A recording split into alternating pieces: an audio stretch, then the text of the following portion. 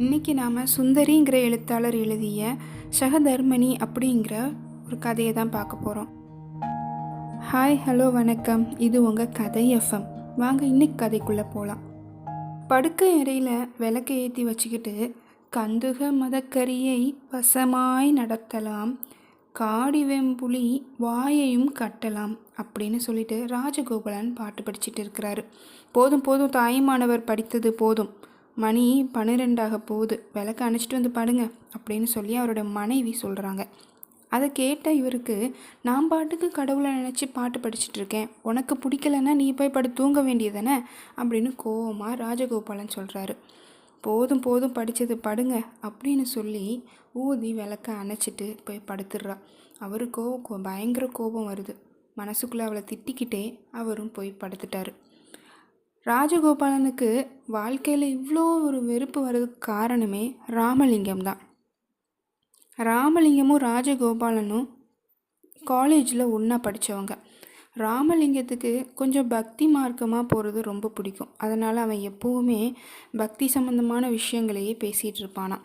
ராமுவுக்கு அவங்க காலேஜில் ராமலிங்க சுவாமிகளே அப்படிங்கிற மாதிரி ஒரு பட்டப்பெயரே உண்டுமா. அவரை எல்லாரும் அப்படி தான் சொல்லி கூப்பிடுவாங்களாம். ஆனால் ராஜுவுக்கு மட்டும் ராமு பண்ணக்கூடிய விஷயங்கள் எல்லாம் பிடிச்சிருந்துருக்கு. அவனுடைய போதனைகள் எல்லாத்தையும் கேட்டுட்டு வந்துட்டு இருந்திருக்கான். அவன் சொல்கிறபடியும் நடந்துட்டு இருந்திருக்கான். இவங்க 2 பேரும் சேர்ந்துட்டு சம்சார பந்தத்தில் ஈடுபடக்கூடாது, நம்ம பிரம்மச்சார வாழ்க்கையை தான் வாழணும்னு ஒரு முடிவு எடுத்துகிட்டு இருந்திருக்காங்க.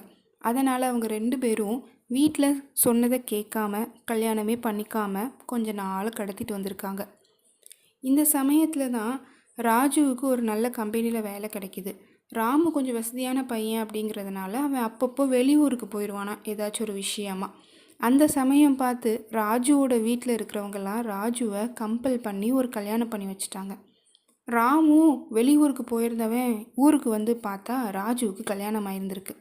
அதை பார்த்துட்டு, நீயும் இந்த சம்சார படுகுழியில் விழுந்துட்டியா அப்படின்னு கோவப்பட்டுட்டு அவன்கிட்ட பேசுகிறதே இல்லையா, கோவப்பட்டுட்டு போயிட்டார். ஆனால் ராஜுவால் ஒன்றுமே சொல்ல முடியல. கொஞ்ச நாள் கழித்து ராமு கிட்டே போயிட்டு, ராஜு தான் ஏன் கல்யாணம் பண்ணிக்கிட்டேன் அப்படிங்கிற காரணத்தெல்லாம் சொல்லிவிட்டு, என் மனைவி விதவிதமான சோப்பு நல்ல அலங்காரம் அப்படின்னு பண்ணிக்கிட்டு என்னைய மயக்கிறதையே வேலையாக வச்சுட்டு சுற்றுறா. அவள் அலங்காரம் பண்ணி முன்னே வந்து நிற்கும்போது அவ்வளோ அழகாக இருக்குது, அதை பார்த்து நான் மயங்கிடுவேனோன்னு எனக்கு பயமாக இருக்குது. இதுலேருந்து தப்பிக்கிறதுக்கு எனக்கு ஒரு வழி சொல்லேன்னு போய் அவன் ஃப்ரெண்டுக்கிட்ட வழி கேட்குறாரு. ராமுவும் சும்மா இல்லாமல், நீ எதுக்கு அவளுக்கு அலங்கார பொருட்கள்லாம் வாங்கி கொடுக்குற, அதெல்லாம் வாங்கி கொடுக்காத, நீ தானே குடும்ப தலைவன், நீ வாங்கி கொடுக்காம அவள் எப்படி அதெல்லாம் போட்டுப்பா, இனிமேலேருந்து அவளுக்கு அதை வாங்கி கொடுக்காத, அப்போனா அவள் எப்படி அலங்காரம் பண்ணுறான்னு பார்க்கலான்னு சொல்லிவிட, இவனும் கோவமாக வீட்டுக்கு போய், கல்யாணி, இனிமேலேருந்து இந்த சோப்பு ஷாம்பு இந்த இதெல்லாம் என்கிட்ட கேட்காத, நான் எதுவும் இனிமேல் உனக்கு வாங்கி கொடுக்க மாட்டேன் அப்படின்னு கோவமாக சொல்லி திட்டிடுறாரு. இதை கேட்டு அவளுக்கு ரொம்ப கஷ்டமாக போயிடுச்சு. அதனால் அவன் ஆஃபீஸ்க்கு கிளம்புனோடனே மனசில் பயங்கர வலியோட கண்ணீரோடு அந்த அலங்கார பொருட்களை எடுத்து அவளுடைய நாத்தனார்கிட்ட கொடுத்துட்டா. இதுக்கப்புறத்துலேருந்து அவள் எந்த அலங்காரமுமே செய்கிறது இல்லையா. அவள் அந்த பொருட்களை எல்லாம் அவகிட்ட கொடுத்துட்டு இந்த பக்கம் ரூமுக்கு வந்து பார்த்தா ராஜுவோட புக்ஸ் எல்லாம் அங்கேங்கெல்லாம் செதறி கிடந்துச்சான் டேபிளில். அவருடைய பக்தி புக்கெல்லாம் நீட்டாக அடுக்கி வச்சு அவர் எப்பவும் கதை படிக்கக்கூடிய அந்த டேபிள் எல்லாம் செட்டப் பண்ணி வச்சிட்டா. இதை பார்த்த உடனே ராஜுக்கு ரொம்ப ஆச்சரியம். ஆஃபீஸ்லேருந்து வந்தவனுக்கு, அப்பாடி இப்போவாது இவளுக்கு புத்தி வந்ததே அப்படின்னு சொல்லிட்டு நேராக போய் பாராயணம் பண்ண உட்காந்தாச்சு. நைட்டில் எப்போ வரைக்கும் அவன் படிக்கிறானோ அது வரைக்கும் கல்யாணியும் அவன் கூடையே உட்காந்துருந்து அந்த புக்கை படித்து முடிச்சுட்டு அவன் மூடி வச்சுட்டு எப்போ தூங்குறானோ அப்போ இவன் விளக்கு அணைச்சிட்டு தூங்கிடுவாளாம். அதிகாலையிலே எழுந்திரிச்சிட்டும் அவனுக்கு என்னென்ன தேவை அப்படிங்கிறத பார்த்து செஞ்சு கொடுத்துட்டு அவனுக்கு இஷ்டப்பட்ட மாதிரியே கல்யாணி மாறிட்டான். இப்படியே 2 வருஷம் ஓடிடுச்சு. ராமலிங்கம் திருக்கழுங்குன்றத்தில் குளத்துக்கிட்ட வச்சு சத் வைத்திய ஆசிரமம் ஒன்று நடத்திட்டு வந்திருக்காரு.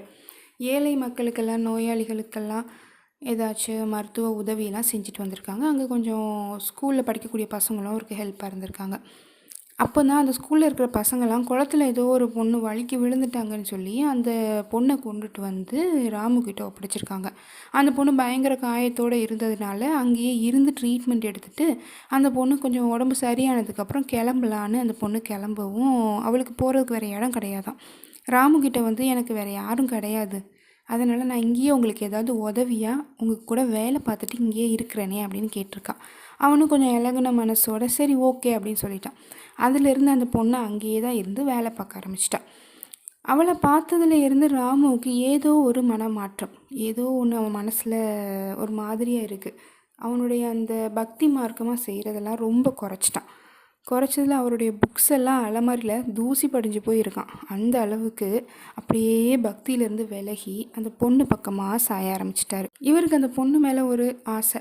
அதனால் அந்த பொண்ணை பற்றி ஊர்லெலாம் கொஞ்சம் விசாரிக்க ஆரம்பிச்சிருக்கேன். யார் என்னன்னு விசாரிச்சதில் அந்த பொண்ணு யாருமே இல்லாத ஒரு அனாதை பெண் அப்படின்னு சொன்ன உடனே நேராக அந்த பொண்ணுக்கிட்டேயே போய் தன் மனசில் இருக்கிற ஆசையே சொல்லியிருக்காரு. நம்ம 2 பேரும் இப்படி கல்யாணம் பண்ணிக்கலாம் அப்படின்னு கேட்டோடனே அந்த பொண்ணுக்கு முகம் எல்லாம் சிவந்து போச்சு. அதான் மௌனமாக நின்னாங்கனாலே சம்மதத்துக்கு அறிகுறி தானே. சரின்னு சொல்லி 2 பேரும் கல்யாணம் பண்ணிக்கிட்டாங்க. ஒரு நாள் அவருடைய வீட்டு கீழே உட்காந்துருந்து ராமும் புக்கு படிச்சுட்டு இருக்காரு. திடீர்னு வீட்டு வாசலில் ஒரு ரிக்ஷா வந்து நிற்கிது. உள்ளே இருந்து ஒரு புருஷனும் ஸ்திரீயும் இறங்கி வராங்க. யாருன்னு பார்த்தா ராமு. இவருக்கு ஆச்சரியம். இப்படியே பார்த்துட்டு நிற்கிறவரை பார்த்து, என்ன ராஜு அப்படி பார்க்குற? உனக்கு சர்ப்ரைஸ் கொடுக்கணுன்னு தான் என் கல்யாணத்துக்கு கூட நான் உன்கிட்ட சொல்லவே இல்லை. பாரு, இதுதான் என்னுடைய மனைவி கமலா அப்படின்னு சொல்லி அவருடைய மனைவியை இன்ட்ரடியூஸ் பண்ணி வைக்கிறாரு. ஒன்றும் புரியாமல், என்ன ராமு கல்யாணம் பண்ணிக்கிட்டானா அப்படிங்கிற ஷாக்லேயே அவனை மெதுவாக அப்படி வா மேலே போகலான்னு கூட்டிகிட்டு போகிறாரு, எதுவுமே பேசாமல். மேலே போனவுடனே பார்த்தா அங்கே சுத்தமான ஒரு சன்னியாசி வேடத்தில் கல்யாணி அங்கே நிற்கிறாங்க. ரொம்ப மரியாதையோடு அவங்கள உபசரிக்கிறாங்க.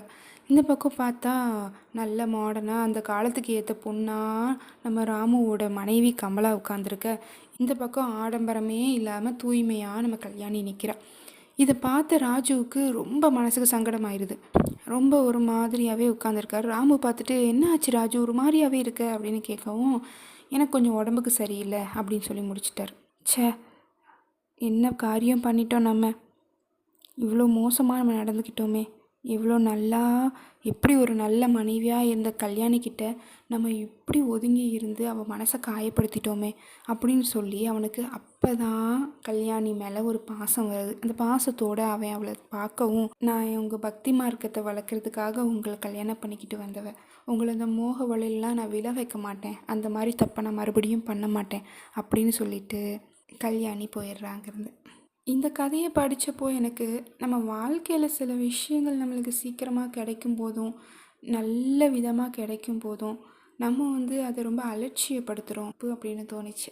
உங்களுக்கு இந்த கதையை கேட்டதும் என்ன தோணுச்சுங்கிறத மறக்காமல் கமெண்டில் சொல்லுங்கள். தேங்க்யூ.